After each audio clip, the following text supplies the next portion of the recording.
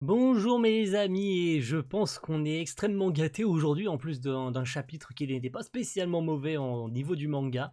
Aujourd'hui on est récompensé d'une nouvelle bande-annonce avec la série animée pour la seconde partie de la série, avec la saga Cosmos Aoi. Nous avons des nouveaux seiyuu, de nouveaux visuels, des images de ce qu'on aura dans les futurs arcs, et ça va parler aux fans du manga, mais évidemment de nouveaux seiyuu. Je vais pouvoir vous en parler très rapidement, vous donner très rapidement mon avis aussi sur cette bande-annonce. Très grossièrement, il n'y a pas grand-chose à dire visuellement, etc. Mais on y vient, ne vous inquiétez pas. Donc, qu'est-ce qu'on a à voir au niveau des images? Bah déjà, la fin de la bataille contre Ziggy, et puis l'arrivée sur Cosmos Aoi. On n'a pas spécialement d'images de l'arc Red Cave. Ouais, on en a quelques-unes, mais je vais pas spoiler les animés only pour qui ça ne parle pas. Mais ce sur quoi ça va se concentrer le plus, c'est surtout sur Foresta, avec l'apparition de nouveaux personnages qui vont jouer un rôle important. Certains ont dû remarquer Justice contre Erzi. Voilà, il y a des trucs intéressants, on va pas se mytho, voilà. Peut-être ont-ils remarqué aussi un plan sur Rebecca qui active peut-être le Cat Leaper une nouvelle fois. Bref, beaucoup de mystères au final sur cette nouvelle saga, parce que oui, on parle bien d'une nouvelle saga, les gars, pour les animés only. Avant, on était sur la saga Cosmos Sakura et on passe sur cette saga Cosmos Aoi. Donc nos amis débarquent dans un nouveau cosmos et découvrent de nouvelles planètes, etc. Ce qui est le plus intéressant, c'est du coup par rapport au seiyuu des nouveaux personnages avec Poséidon Nero, Poséidon Shura et surtout le personnage le plus important, même si j'adore Shura, attention, je ne décrédibilise pas le personnage de Shura, puisqu'on va parler de son seiyuu, c'est surtout pour Xedonis, qui vient parler et donner une petite phrase à la fin du trailer, avec évidemment le nouveau générique, j'ai oublié d'en parler, du nouveau générique, bien évidemment, puisque c'est Tani Yuki qui prend la main au niveau du générique, nous perdons Takanori Nishizawa, Tani Yuki qui est absolument inconnu pour les fans de la Japanimation, puisque c'est son tout premier générique au niveau des animés. Voilà, le mec n'avait jamais composé pour un animé, n'avait jamais fait de générique d'animé. C'est une première pour lui, on va voir ce que ça donne. Musicalement parlant, ça m'a l'air assez calme. Je retrouve un peu une vibe l'arc-en-ciel, etc. J'avais beaucoup aimé d'ailleurs l'opening de la saison 1, chanté par l'Arc-en-Ciel, un groupe mondialement connu, on va pas se mytho, l'Arc-en-Ciel tout le monde connaît. Au moins a dû au moins voir ou entendre une de leurs musiques, même si vous n'êtes pas fan de la 10 série, parce que c'est pas leur premier générique d'animé. Mais Tani Yuki, c'est son premier, c'est sa première fois. On va voir ce que ça vaut. Musicalement, comme je viens de le dire, c'est pas mauvais, mais j'attends de voir les images qui vont concorder avec ça. Parce que c'est bien beau d'entendre juste le générique dans la bande-annonce, mais c'est aussi les images qui vont être racolées à cette musique, et voir comment il y a une harmonie autour. Si on va avoir à nouveau, évidemment, Toshinori Watanabe au storyboard de l'opening, qui a été excellent pour le premier, soit dit en passant, on ne l'oublie pas, et on donne sa chance, on verra ce que ça donnera, est-ce que je vais aimer, est-ce que je vais pas aimer. Ce n'est que mon appréciation personnelle, évidemment. Ça, on ne bouge pas. Donc, voilà. Et puis, au niveau des seiyuu, pour faire un rapide tour de table, même s'il n'y en a que 3 nouveaux, puisque tous les autres, je vais pas tous vous les rappeler. J'ai pas la liste sous les yeux, je peux pas me souvenir de tout. Vous vous en doutez, j'ai une mémoire de poisson rouge, c'est faux, mais je peux pas me souvenir de tout. Puis là, il faut que j'ai un anti-sèche pour me souvenir du nom des nouveaux seiyuu, du coup. Puisque, pour commencer, la voix de Poséidon Nero, le roi qui gère Cosmos Aoi, ça sera Takaya Hashi, qui est normalement, si ma mémoire est bonne et si mes infos sont correctes, le seiyuu de Vern, le roi du mal dans Dragon Quest Dai no Daiboken. Une voix assez atypique, une voix assez rauque, mais à la fois typé un peu grand-père, un peu vieux, un peu sage, et j'adore ce timbre de voix. J'ai capté tout de suite. Alors est-ce que c'est vraiment lui, est-ce que c'est quelqu'un d'autre? Parce qu'il faut savoir que Vern a 2 voix dans Dragon Quest, avec sa forme vieux et sa forme régénérée de démon final, quand il affronte Dai. Est-ce que c'est laquelle des 2 voix? Je ne sais pas, mais il me semble reconnaître que c'est la voix du vieux Vern.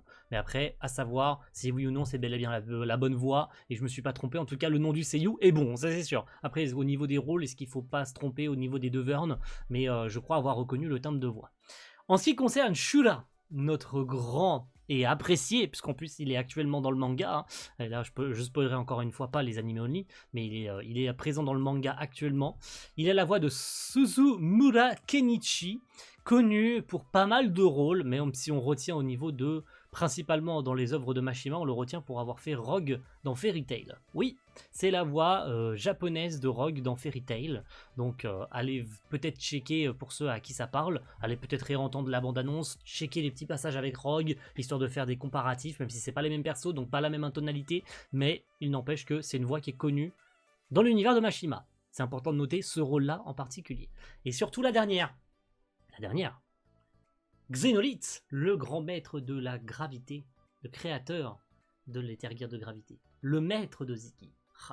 La voix m'a transpercé, j'adore cette voix, je kiffe de fou malade. C'est Kazuhiko Inoue, qui est aussi connu dans les univers de Mashima pour avoir fait la voix de Gildarts. Ouais, c'est le cas, messieurs, dames. Il y a personne qui a dû reconnaître Gildarts, évidemment, puisque tout le monde a vu Fairy Tail en VF, mais c'est bel et bien la voix originale de la VO de Gildarts dans Fairy Tail. Alors il a fait un nombre incalculable de voix, j'ai pas tous les rôles qui me viennent à l'esprit, mais c'est un seiyuu qui a du cachet, un tout petit peu comme Takaya Hashi. Voilà, c'est petite info, dit comme ça, en tout cas ça fait plaisir. Les images sont très jolies, artistiquement parlant, on sent qu'il y a il y a toujours cette homogénéité au niveau de l'animation, au niveau de la qualité, enfin au niveau du visuel, je veux dire. Mais ce que je veux dire, il y avait toujours une continuité visuelle. C'était un peu moins le cas sur la saison 1, étonnamment. Mais depuis que Yurika Sako est en tant que character designer et en tant que directrice de l'animation en chef sur cette saison 2,